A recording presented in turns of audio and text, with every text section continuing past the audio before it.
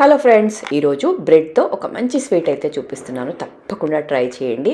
దీన్ని మీరు 10 నిమిషాల్లో ప్రిపేర్ చేసుకోవచ్చు అండి. అంత ఈజీగా చేసుకోవచ్చు. టేస్ట్ అయితే నిజంగా చెప్తున్నాను, అద్భుతంగా ఉంటుంది.